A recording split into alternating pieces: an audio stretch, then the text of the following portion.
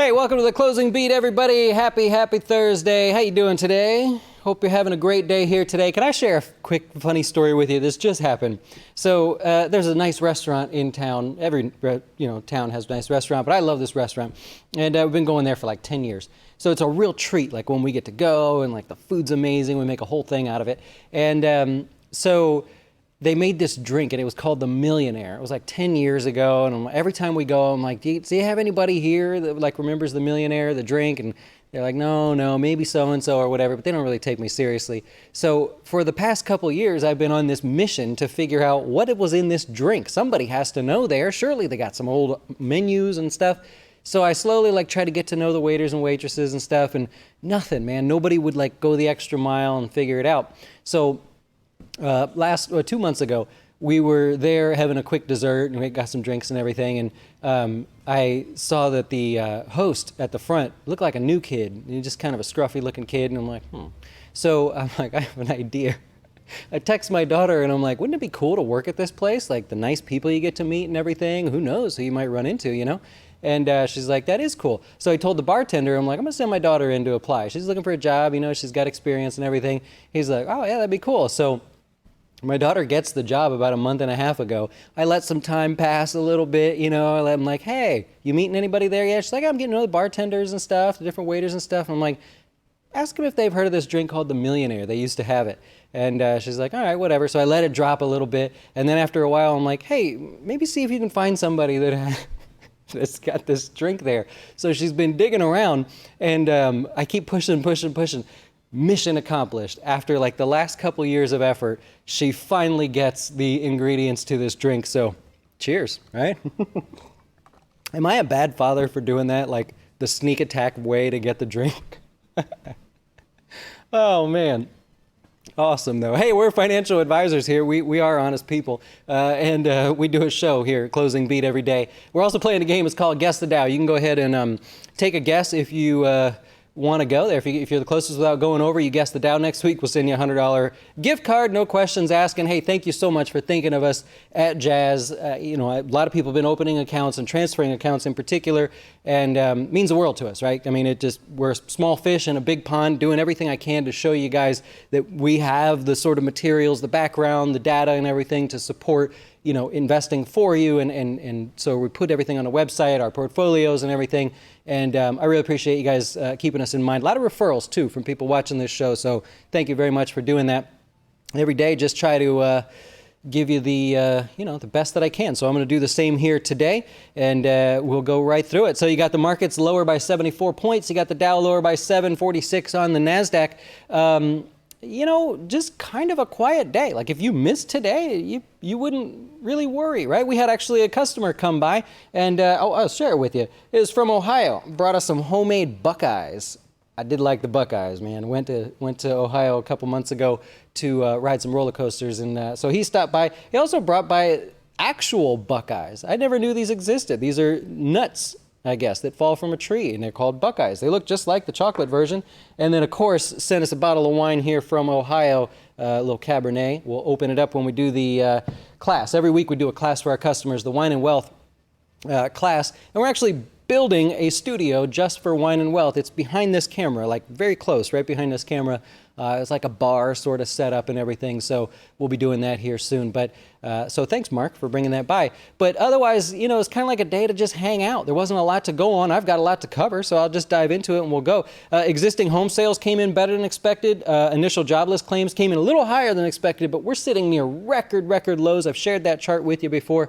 And so, that's basically what that is. Couple other data points that I like to keep track of.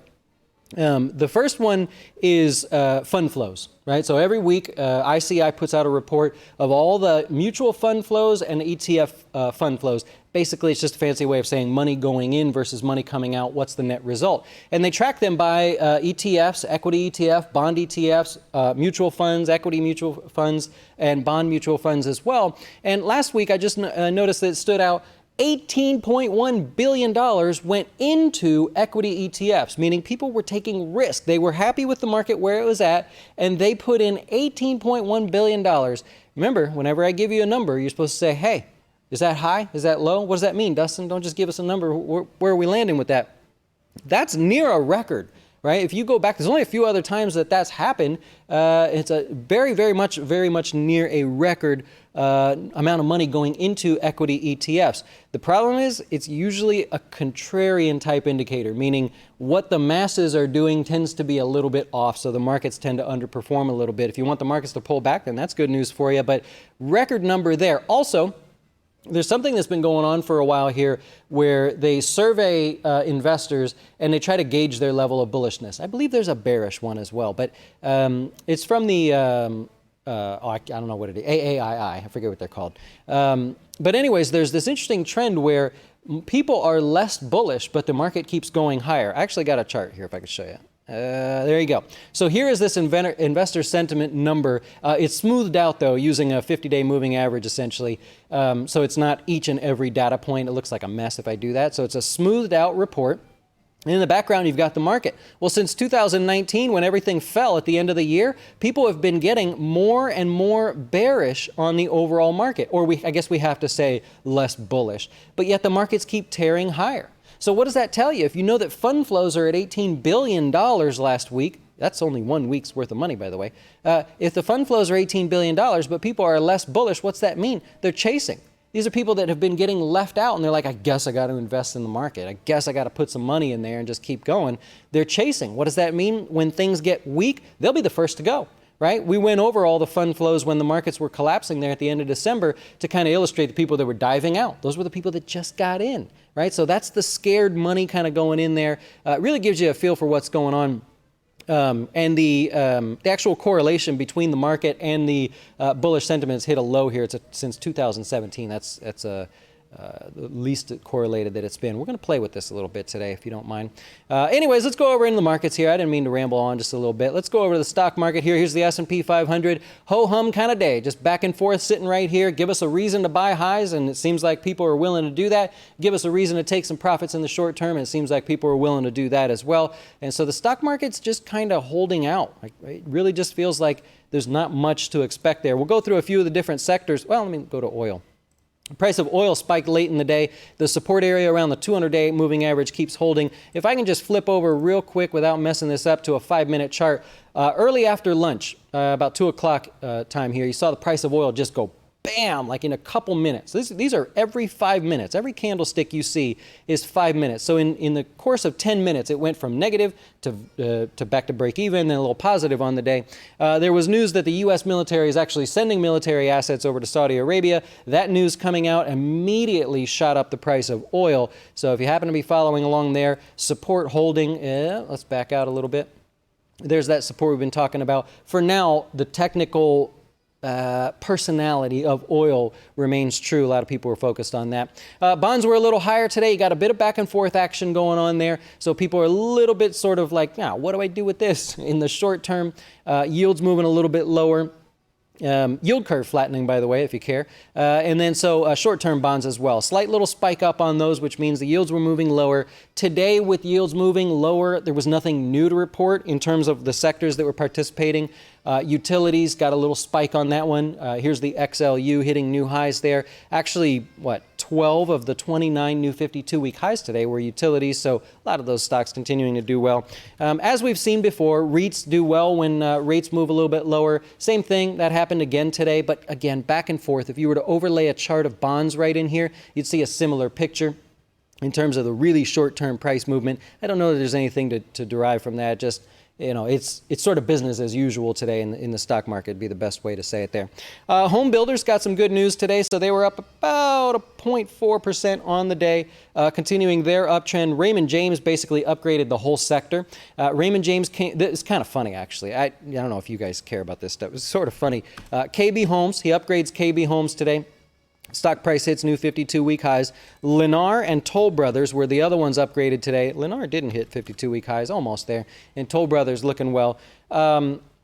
The home builder sector is outperforming the market so far this year. I mean, that's probably a given. You see it's about a 34% gain year to date on the home builders. The market's up about 20%, or the S&P is anyways. So anyways, Raymond James analyst upgrades it, goes all over TV. He's like, yep, this is all good. But his comments, this is his quote. He says, well, it's better late than never on these names. Really? Like, if I had had a bunch of analysts here and I said, go research different sectors and everything, let me know what you think. And an analyst comes to me and says, I'd like to upgrade this sector. Well, why? What'd you find out? I mean, yeah, I get it. Rates are low, home sales are higher, new home sales, especially as we saw earlier in the week.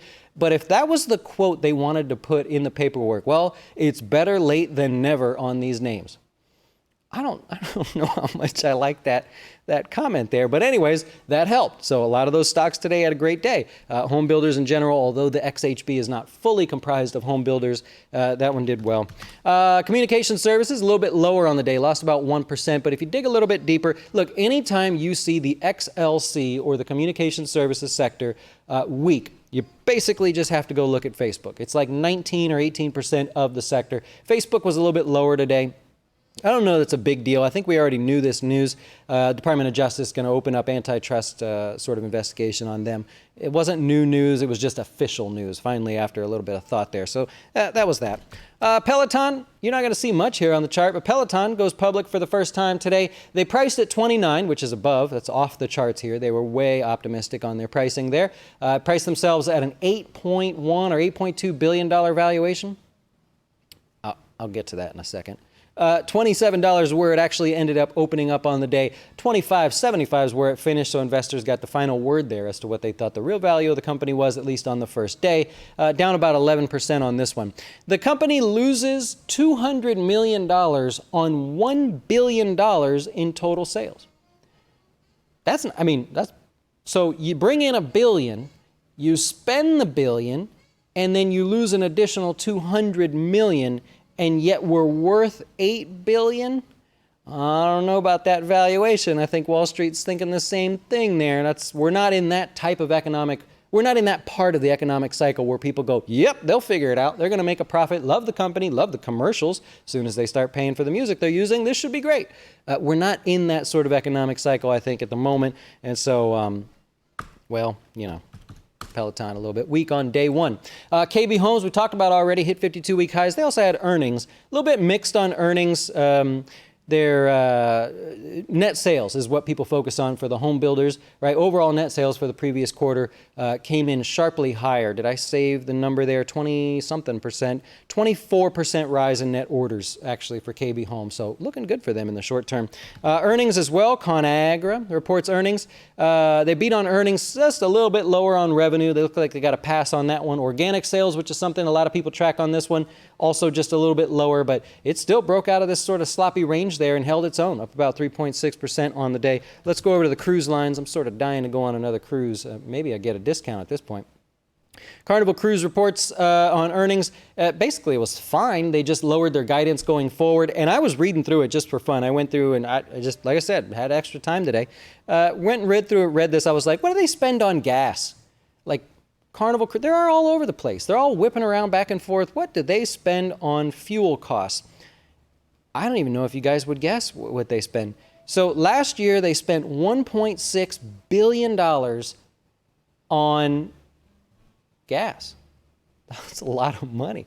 They expect their fuel costs to be $1.8 billion for the rest of for this year in total.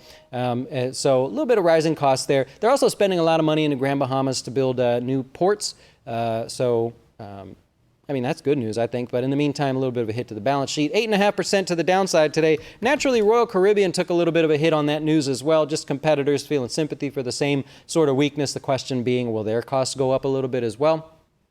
Royal Caribbean was the cruise that we just went on, and it was very, very nice. Very nice. Better than expected.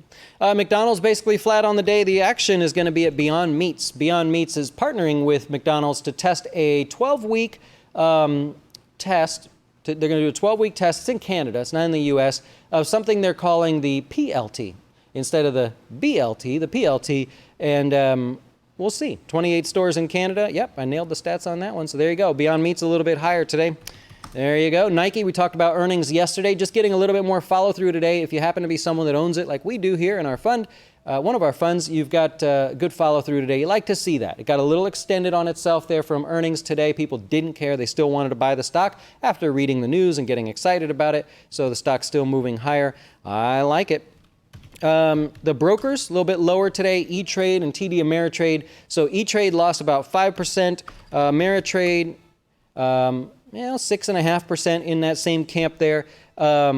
Because Interactive Brokers, IBKR is a ticker symbol, Interactive Brokers, one of the brokers that we use here at Jazz Wealth, they're starting a Robinhood of trading sort of thing, meaning they...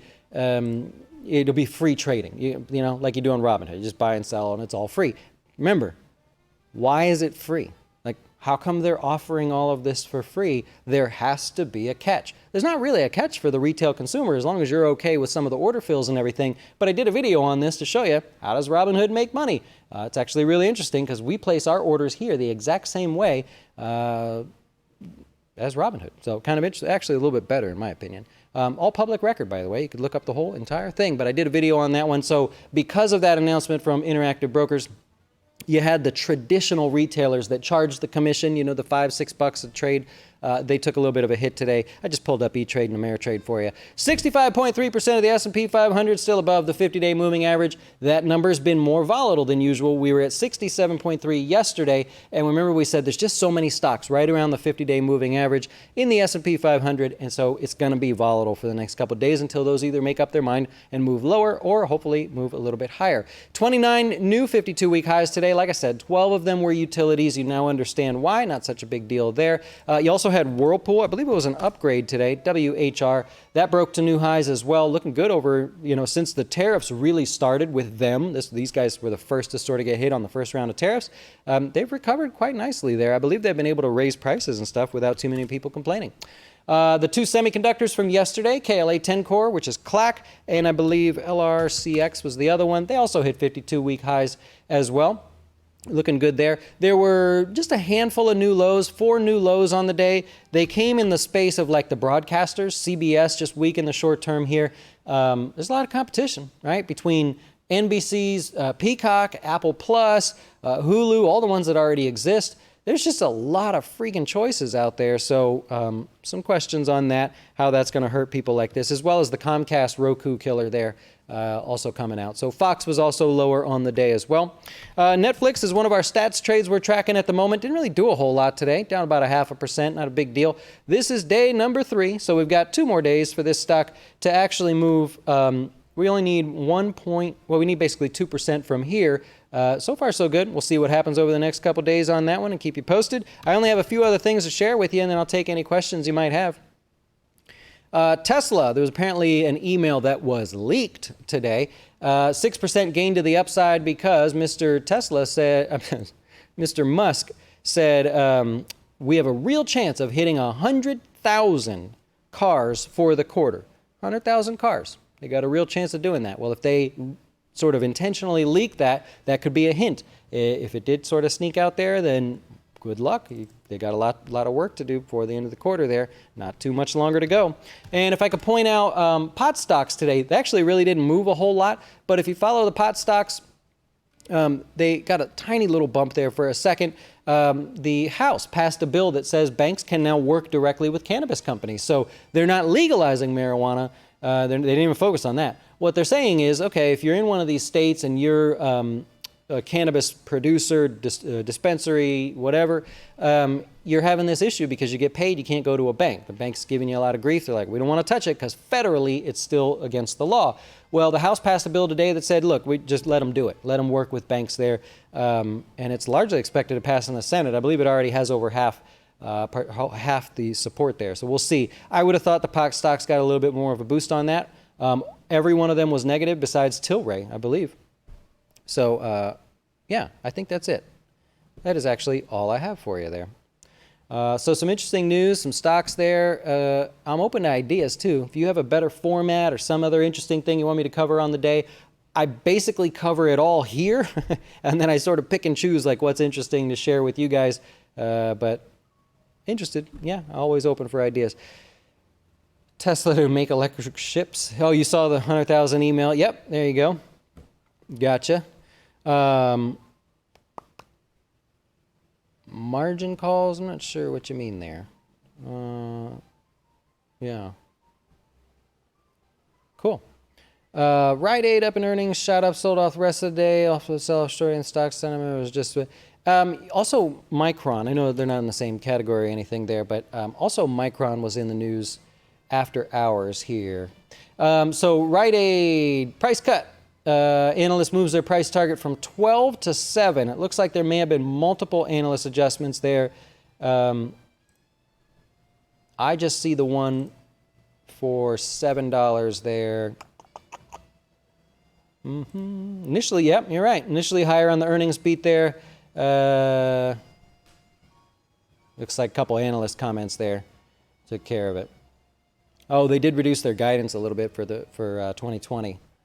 Yeah, that could be tough stock, tough place to be in right now in that space. Rite Aid. Yeah, Micron reported after hours as well. I think they were still lower. So Micron, yeah, a little bit lower there. Guidance wasn't what they were expecting on Micron. It's trading down around the 46, 45.50 area. That's currently hovering right around the 50-day moving average. We'll see. I've heard a lot of stories about the old cash treatment of these people that are making a lot of money, you know, in a state legalized way. But if you have a bank, it's a federal law at the moment. So it looks like a lot of progress there. Yeah, we'll see. If you happen to be in that space, then that's good news for you. Oh, you think Robinhood makes their money from margin calls? Nope, far from the truth. Nope. They're protecting themselves when they have those margin calls. Sometimes brokerage firms, you know, even though everything is so advanced these days, they still take quite a bit of hits. Those are public records, by the way. You can look up Ameritrade, like when they get stiffed on a margin call or something where a stock just goes well past beyond liquidity, they call it. Your thoughts on how long this whole trade talk drama will go on? It seems like every day there's trade-related news.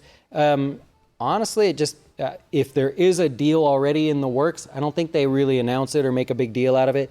We'll probably get more excitement from this in the next week with the head dogs from China coming over to do some trade talks, but I don't know.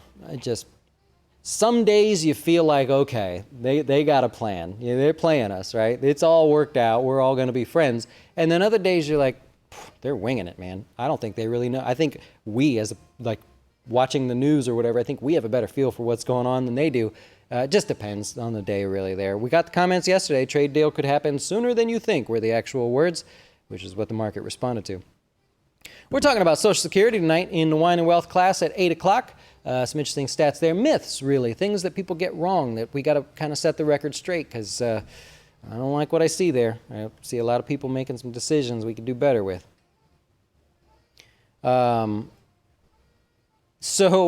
Jake, he says he needs some stocks for a 12-week virtual portfolio competition. I cannot tell you, this must be the time of year where they do this in all these colleges and stuff. I can't tell you how many people have asked me for picks on that one there. I think this is a tough year for that, just given where the market's at. I'm sure people say that every year, but I mean, I can't make any particular recommendations, but it's a tough one. And I've got a lot of people, your competition has been emailing if you're competing against other schools. Little early to tell on that. So the question is, did Altria show relative strength today? Yes, it technically did, but that's not what I'm talking about, right? You want to see where there's like a broad-based pullback in the markets, where everything just said, okay, take the day off, risk off sort of situation, and then you see some of these names hold like that. That's good for now, but it doesn't mean you dive in right away. I think you'd need to see a few days of that, and you might have your chance here, so I think it's just a little bit early. Yep. There you go. You're in Canada. Oh, that's awesome, man. We get people watching from Canada. Small world. You can't open an account. That's correct. Unfortunately, you can't open an account with us. U.S. citizens or resident aliens only. and I can't offer the dojo as like a subscription. Naturally, you think, oh, hey, charge everybody $5 or something and I could make some money. I can't do it because in the dojo, we get really specific. And so when I answer questions with people, I'm answering directly to them, knowing who they are and telling them exactly what to do. I know everybody that's watching, and so I'm well within the regulations there to speak freely in terms of, yes, you buy that now, or no, I would not do that. Because I know who I'm talking to. And so because that's all recorded and available or could be available, I can't make it a subscription thing. We've thought about it. We've tried to find every way to do it just because it'd be cool really to have something like that, but I can't do it. What happens to a stock if the company gets acquired?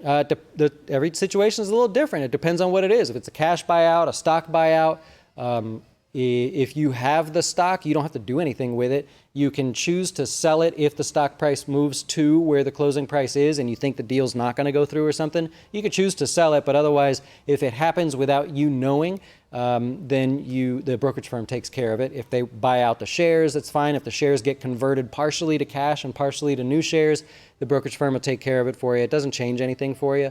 But you have the choice ahead of time if you know the news and you want to make that decision. Yeah. There's been a lot of those this year.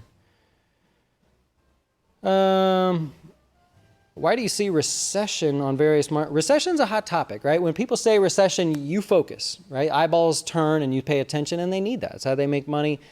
So I'm not saying they have bad intentions, but if there's a chance of a recession, then the focus on that leads to more viewers and stuff. I understand. There's a lot of things I've tried to cover day by day just to sort of highlight that, like the statistical probability of a recession by the Fed themselves. The next data point comes out in just a couple of days, so we'll cover it again. But it's just popular, just like anything else. Pot stocks were popular for a while. Gaming stocks were popular for a while. These vaping or companies that have parts of vaping companies, or used to anyways, that's popular right now. It just depends. There's always a hot topic, starting from the great tulip craze. He's going to become an American citizen just to go into dojo. I love it. All right, well, I think I've covered everything. I'm going to get ready for our class tonight, and I appreciate you guys hanging out with me today. If I helped you in some way, hit the subscribe button. If you think there's something else we can help you with in this class here to make it more interesting, shorter, longer, or more detailed, I'm happy to take a look at it, see if it's something I can do for you. We now officially have access to every piece of data on the planet, whether it's mutual funds, stocks, economic numbers, you name it. So I'm trying to slowly show more and more of that, test the waters and see.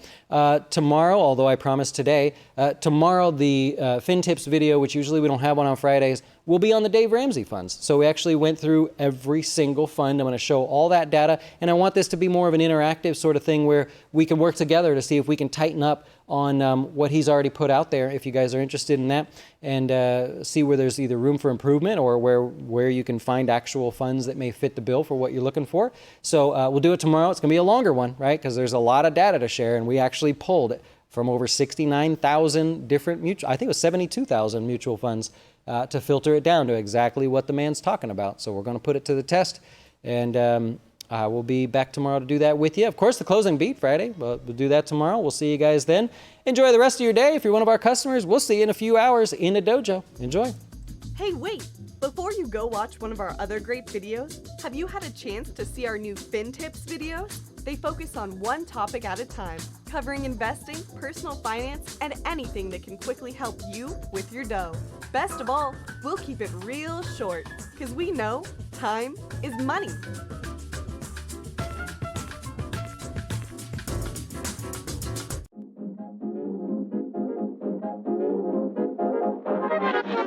Why should you choose Jazz Wealth as your retirement or long-term investing service? Our portfolios are managed by us, not some faceless mutual fund manager.